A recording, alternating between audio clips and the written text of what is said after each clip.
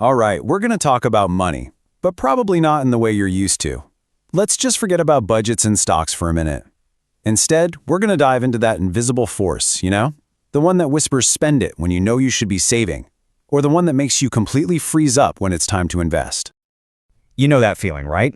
You lay out this perfect financial plan, you're all fired up and motivated, and then boom, you do the exact opposite. You basically sabotage yourself, and you're left wondering, why did I just do that?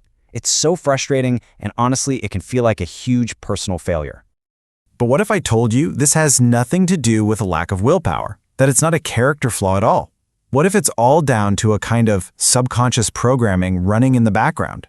Stick with me here, because by the end of this, you're going to understand exactly what that programming is, where it came from, and I'll give you one simple, powerful first step to start rewriting it for good. I want you to think of your financial brain like a computer. While you're consciously trying to make good decisions on the screen, there's this hidden operating system running in the background. And guess what? It's making most of the decisions for you. This whole system is basically built on two core components.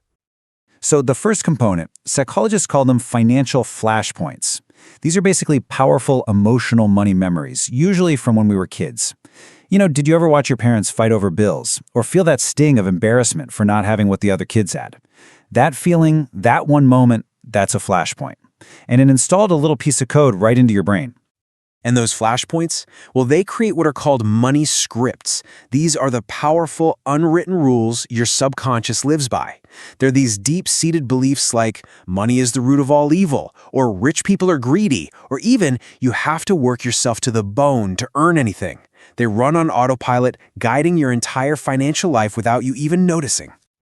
Okay, so researchers have found that these scripts usually fall into four main buckets. First, you've got money avoidance. This is the belief that money is kind of bad or corrupting and that you don't really deserve it. Then there's money worship, which is the complete opposite. The idea that if you just had more money, all your problems would magically disappear. Third is money status, where your self-worth and your net worth are totally tangled together. And finally, money vigilance, that deep down belief that money must be saved, hoarded, and never ever spent on things you enjoy. As I'm saying these, does one of them kind of hit a little close to home for you? And that's really the heart of the problem, isn't it? These aren't just little thoughts we have. They are powerful, stubborn stories that have hardened into beliefs. And they are the invisible hand guiding what we do with our money. When these deep beliefs are challenged, they stir up some really intense emotions that lead us straight into self-sabotage. So, let's talk about the two biggest emotional roadblocks that this programming creates: guilt and shame. Now, they might sound pretty similar, but trust me, they sabotage us in very, very different ways. So on one side, you have something called success guilt. This is that really uncomfortable, sinking feeling you get when you start doing better financially than the people you care about. Maybe you get a big promotion while your friends are struggling to find work, and instead of feeling pure joy, you just feel kind of bad about it. Some people call this financial survivor's guilt. And that guilt, it leads to some classic self-sabotage. You might find yourself downplaying your accomplishments or even passing up a huge opportunity because you're worried about how it'll make others feel. Or maybe you lend money you know you can't afford to lose, or you just walk around feeling like a total imposter who's going to be found out. It's like your brain is trying to fix the social imbalance by pulling you back down. Now, on the flip side of that coin is frugal shame. And let's be clear, this is not the same as being a healthy saver. This is the extreme, anxious side of money vigilance. It's a real fear of spending money that actually hurts your quality of life. You might find yourself avoiding going out with friends to save a few bucks, or refusing to invest your savings because the fear of losing even a little bit it's completely overwhelming. Okay, so here's the really crucial part. These emotions aren't just feelings that come and go. Oh no, they create a dangerous, self-reinforcing loop that can keep us stuck for years. Let's actually break down how this builds into something that researchers call the shame spiral. So, here's how it works. Step 1, a financial setback happens. An unexpected car repair, a small investment loss, something goes wrong. Then, step 2, you internalize it. You don't just think, I made a mistake. Your brain tells you, I am a mistake. And that, right there, is shame. So to escape that horrible feeling, you withdraw. You stop opening your bills. You avoid looking at your bank account. But of course, avoidance just makes the problem worse. Late fees pile up, debt grows, which triggers even more shame, and around the spiral goes. And look, this isn't just some pop psychology idea. Research from places like Harvard shows that this shame spiral is a very real psychological poverty trap. It's a huge reason why just trying to be more disciplined with money so often fails. You're not fighting a logic problem here. You're fighting a powerful emotional cycle.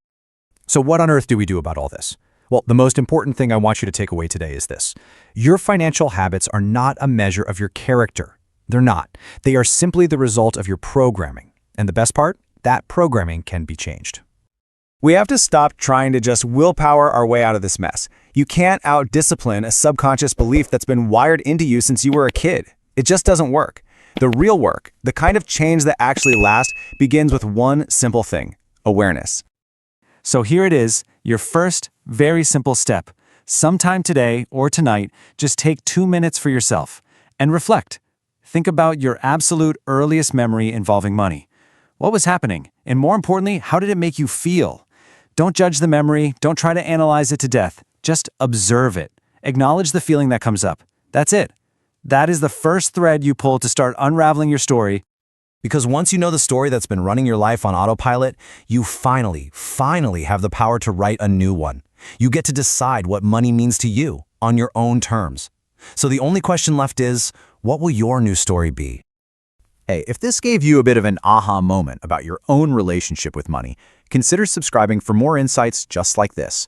And I would genuinely love to know which part of this resonated with you the most, so please drop a comment below. And if you can think of someone who's struggling with this stuff, share this with them. It might just be exactly what they need to hear today.